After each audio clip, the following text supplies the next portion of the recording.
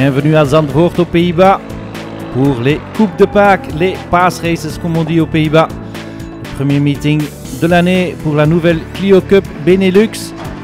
18 voitures au départ, des Clio 4 et des Clio 3. Et ils sont tous très serrés sur la première grille de la saison avec Sébastien Bleekemolen en pôle. Sébastien, perfecte kwalificatie. Sébastien, qualification parfaite pour toi. Oui, ça allait bien pendant les qualifs ce matin. Heureusement, ça allait très bien pour moi et voilà, je ne peux être mieux, mais les différences sont pas trop grandes. Est-ce que le promoteur est heureux? Oui, je suis très content. On a 20 voitures. C'est une bonne grille. C'est pas facile de démarrer un championnat avec 20 voitures.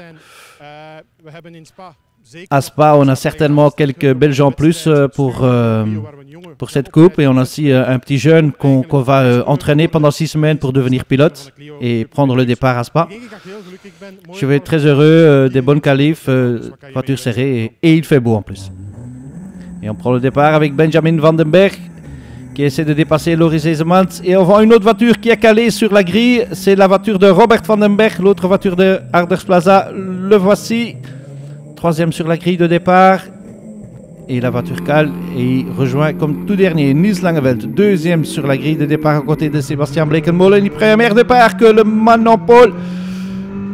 Et Niels Langeveld est en tête de la course devant Sébastien Bleekemolen et les deux pilotes de Dekker Racing, Marcel Dekker et Jan Muis. Bon départ de Langeveld, un habitué de la Coupe Clio, mais qui n'a pas roulé en 2013. Donc il fait son comeback dans cette Clio Cup Benelux. 4 voitures devant, petit groupe un petit peu séparé des autres, dont Maurits Werkhoven qui est au milieu du peloton. Un des favoris pour le challenge réservé au Clio 3.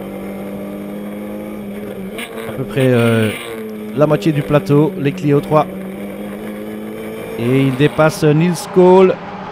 Devant toujours Langeveld, devant Bleekemolen, Jan Muis et Marcel Dekker. Et ils se sont bien séparés des autres. Petit groupe avec Michael Bleekemolen aussi et Loris Ezemans. Les poursuivants. Et Alain Mosinkov essaye de s'attacher à cette petite groupe. C'est pas facile pour Mosinkov. Devant toujours Langeveld et Sébastien Bleekemolen, mais il est mis sous pression par Bleekemolen. Et Bleekemolen le dépasse. Bleekemolen sans doute inspiré par la pole position de son frère Jeroen Bleekemolen à d'autres Coupes de Pâques à Nogaro. Et il prend la tête de la course. Et Langeveld maintenant sous pression des deux pilotes Dekker. Et il pousse Marcel Dekker à l'extérieur. Et Dekker y revient sur la piste heureusement. Dernier tour déjà. Et la bande de 3 va se disputer les 2 places sur les podiums restants. Parce que devant c'est Bleekemolen qui gagne. Et qui est deuxième, c'est Jan Muis qui est deuxième. Devant Niels Langeveld et Marcel Dekker. Bleekemolen très content évidemment. Sébastien, proficiat, een prachtige overwinning. Oui, merci. C'était une belle course au début. J'ai un peu raté mon départ. Mes roues ont trop glissé. Donc Niels m'a dépassé. Et après, j'ai un peu poussé pour prendre la première place. Une fois passé, t'as bien séparé. Oui, mais eux, c'était une bagarre et j'en ai profité.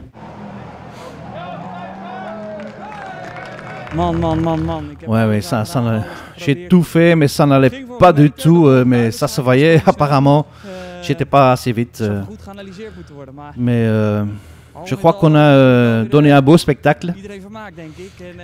Et j'ai une petite coupe. Voilà, après un an d'absence, première coupe. Je suis content. Voilà encore les résultats de cette première course. Bleekemolen la prend devant Muis, Langeveld, Dekker et Loris Ezemans. Et les Pass Races à Zandvoort étaient aussi le décor pour le premier meeting de la Formule Renault 1.6 Next Junior. Les talents de la monoplace qui se réunissent dans ce championnat. 9 nationalités différentes.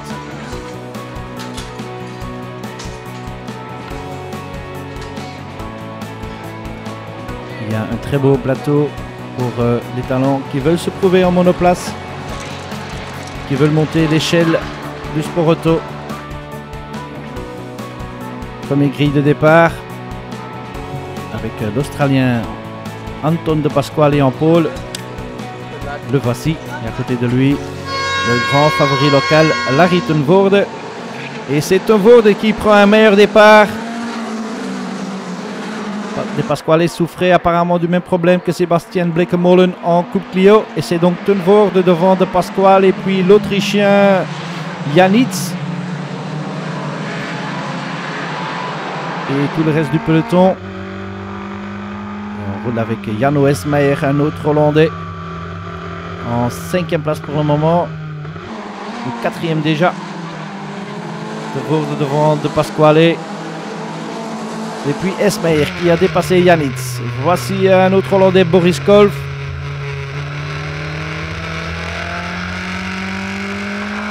Au plein milieu du peloton. Pas facile de dépasser sur le circuit des dunes à Zandvoort. Bien que c'est des petites monoplaces, elles vont assez vite comme vous le voyez.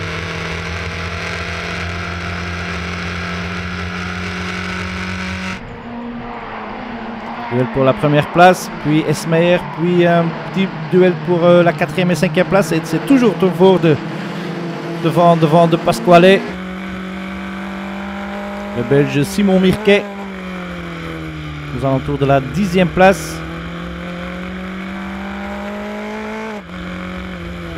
Devant lui, ça se bagarre fermement, comme vous le voyez. Kolf perd une place là. Et De Pasquale a dépassé Tunvoorde qui est immédiatement menacé par Esmayer aussi, son compatriote. Et De Pasquale en profite pour creuser un peu l'écart.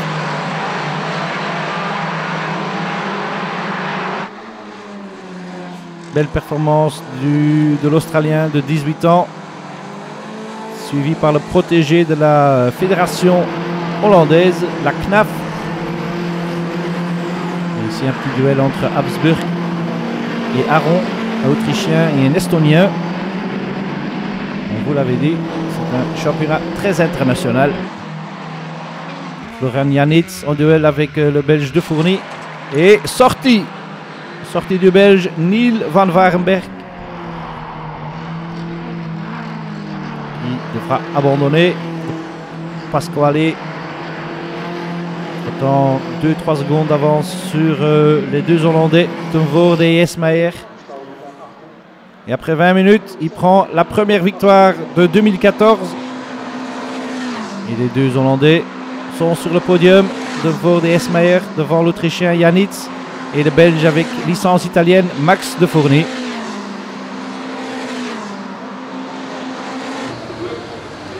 Anton De Pasquale évidemment très content de cette première victoire.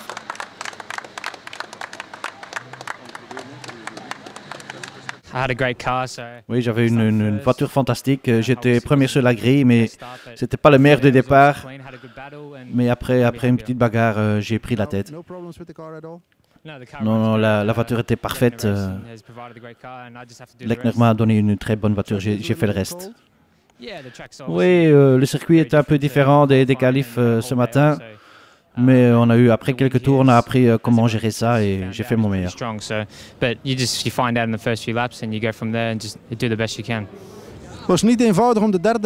C'était pas facile de garder la deuxième place. Non, j'ai eu un bon départ. J'ai essayé de creuser l'écart, mais ça n'allait pas. Et après, il m'a dépassé et je ne peux plus le garder. Et puis, j'étais sous pression du troisième, donc j'ai dû défendre beaucoup. Mais j'ai repris le rythme et apparemment, j'ai gardé la deuxième place et je suis content.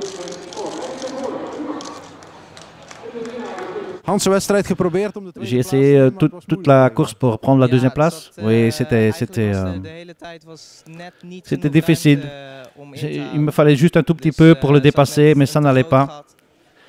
L'écart était un peu trop grand et J'aurais tout essayé, mais j'avais pas envie de faire un crash dans la première course de l'année, donc j'ai gardé la 3e place. J'ai pris les points de la 3e place. Et on va voir ce qu'on peut faire dans le futur. Le départ était bien. J'ai dépassé Ferdinand Tapsburg. Donc ça c'était bien. Et puis j'ai encore dépassé un autre. Et puis nous trois on s'est bien séparés des autres. Et c'est resté comme ça jusqu'à la fin. Et l'hymne national australienne pour Anton de Pasquale, le premier vainqueur de 2014. Devant Larry Tenvoorde et Jan Esmayer. Florian Janitz prend la 4e place devant Max de Vorny. Fin de la première partie. On se voit après la pause.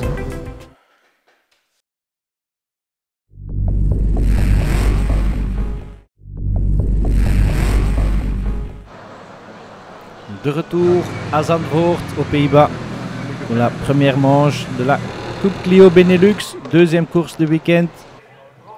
Avec en pôle Niels Langeveld, le 3e de la première course. Et à côté de lui, Robert Van den Berg. Et Niels Langeveld rate son départ. Il cale tout comme Van den Berg dans la première course.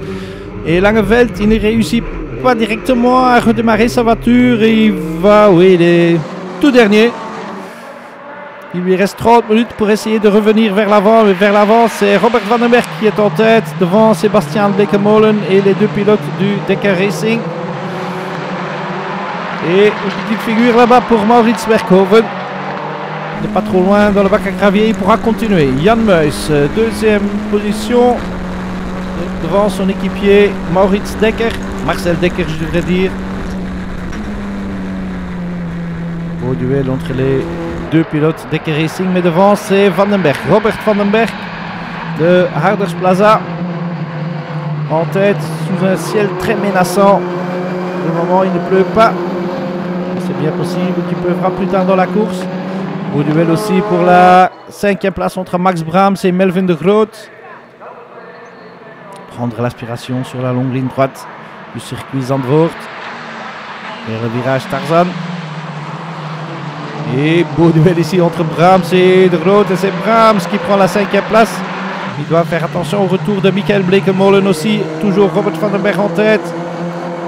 Devant Dekker, Muis et Sébastien Blekemolen, le vainqueur de la première course. Et voici Sébastien Blekemolen vu de la voiture de Muis. Blekemolen qui a dépassé Dekker. Et Dekker qui est sous pression de Groot et Brahms aussi. Oh, petite faute ici pour Muis. Est-ce que Blekemolen peut en profiter pour prendre la 2e place? Pas encore. Petite touchette. Et Blekemolen le passe à l'intérieur. Beau dépassement pour Blekemolen. Et Marcel Dekker va essayer de faire la même chose. Non, toujours Van den Berg. Beau duel entre ces 6 Clio, regardez ça. Assise dans le Tarzan. Max Brahms qui prend l'intérieur sur de Groot. Et aussi dans le challenge réservé au Clio 3. Il y a un beau duel. Marcel Van der Maat qui joue les premiers rôles. Et Benjamin Van den Berg aussi dans la Clio rouge.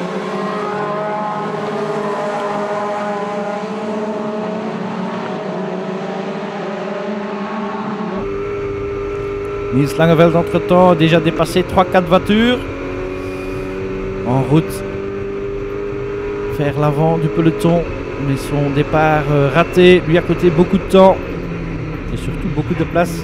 Ici il dépasse Benjamin Van den Berg dans la Clio rouge. Et Van den Berg, il me semble, va encore perdre une autre position. Devant toujours Robert Van den Berg. Blekemolen 2e. Puis Muis et Dekker. Suivi de Brahms et de Groot. Un top 6 très serré. Et il commence à pleuvoir. Regardez les essuie-glaces. La pluie n'est pas trop forte pour le moment. Mais les voitures perdent de l'adhérence. Ça c'est clair. Et il me semble que Sébastien Blekemolen a moins de problèmes avec ça que Robert Van den Berg intérieur pour Blekemolen. Est-ce qu'il va essayer? Oui. Mais il ne va pas réussir à le dépasser. Pas encore, parce qu'il me semble que Bleekemolen est beaucoup plus vite. Muis et Dekker aussi. Duel pour la 3e place. Suivi de très près par De Groot et Brahms. Brahms avec la numéro 70. Et Bleekemolen a pris la tête. Devant Robert van den Berg qui est maintenant menacé par Marcel Dekker. Lui, des problèmes d'adhérence pour Van den Berg sous la pluie. Et Dekker a dépassé Van den Berg. Van den Berg va essayer de reprendre la 2e place. Petite touchette. Non, non. Il se resserre. 3e place maintenant pour Van den Berg. Et Dekker va essayer de réduire l'écart avec Bleekemolen. Niels Langeveld, entre-temps déjà en 7e position. Il a dépassé Michael Bleekemolen. Belle remonte de Niels Langeveld. Et devant Bleekemolen et Dekker. Pare-choc sur pare-choc. Comme souvent en Coupe Clio. Puis Van den Berg un peu seul, suivi de Muis et le numéro 19, c'est Melvin De Groot qui a dépassé Max Brahms. Longue ligne droite, petit écart pour Bleekemolen, puis Dekker. Et le duel, Muis a dépassé Van den Berg va prendre l'intérieur, non! Touchette avec Jan Muis. Mais c'est Robert Van den Berg qui en paye les frais parce qu'il perd beaucoup plus de temps que Muis, mais Muis a aussi perdu une position. Il a perdu la 3e place à Melvin De Groot, il me semble, mais devant c'est toujours entre Bleekemolen et Dekker. On est presque à la fin de cette course de 30 minutes. Et Langeveld entre-temps déjà 5e, juste derrière Jan Muis. Qu'est-ce qui est encore possible dans ces derniers tours? Maurits Werkhoven essaye de prendre une place de podium dans le challenge. Pour le moment, il est 4e en challenge.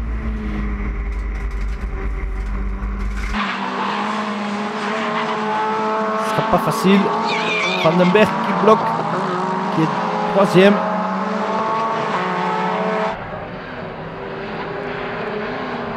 Peter Schreurs,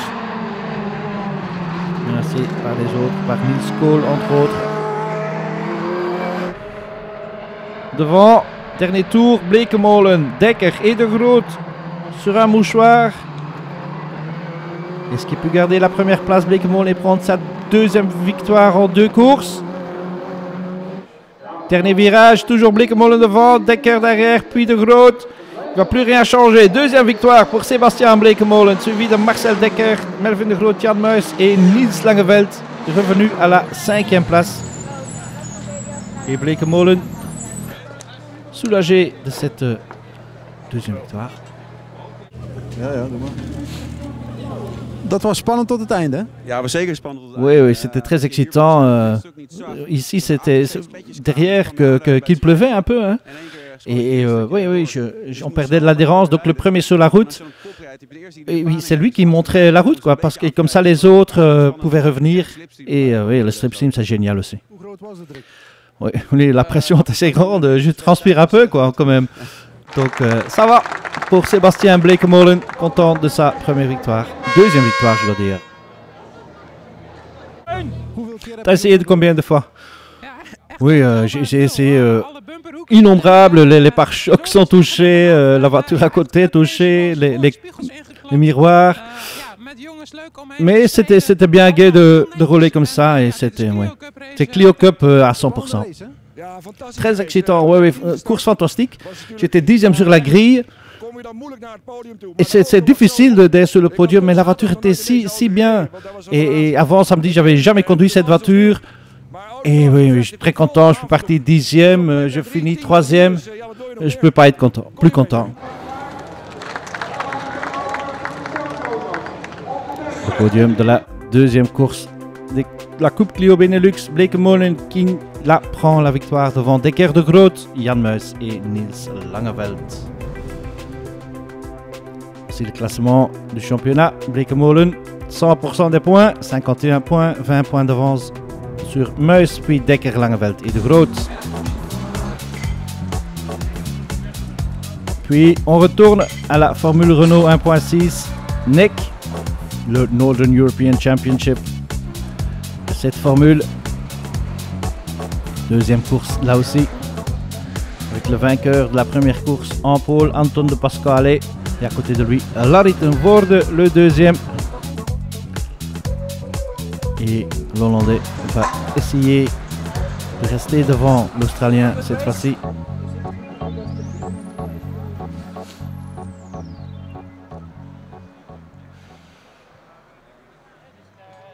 Et le ciel menaçant pour le moment, mais pas de pluie. Et de Pasquale, très bon départ de Pasquale. Florian Janitz sur la deuxième ligne se fait surprendre. Et de Pasquale en tête devant ten Voorde, puis Ferdinand Habsburg dans la voiture arc-en-ciel, suivi par l'Estonien Ralf Aron. Et Florian Janitz, qui était troisième sur la grille de départ, a perdu beaucoup de place. Il est sixième ou septième. Et de Pasquale creuse immédiatement un très bon écart. Ten Voorde n'arrive pas à suivre l'Australien, puis Habsburg, puis Aron, puis Esmeyer. Et Janitz est septième.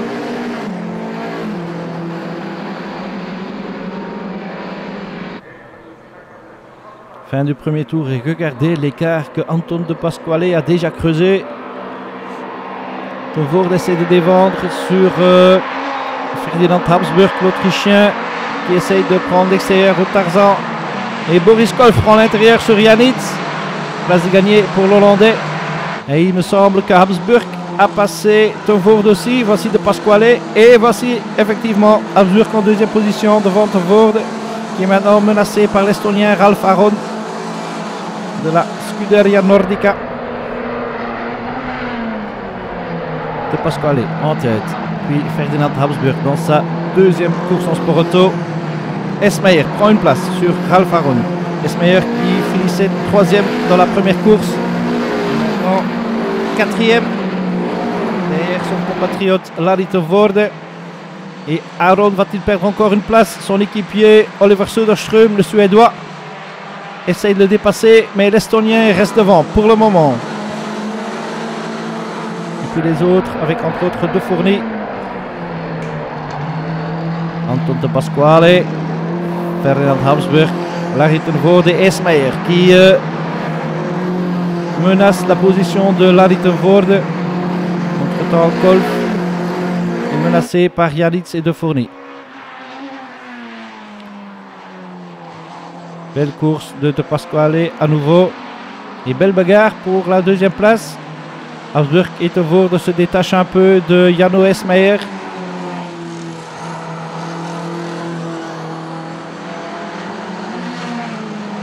Et voici Esmeyer qui doit laisser aller ten Voorde.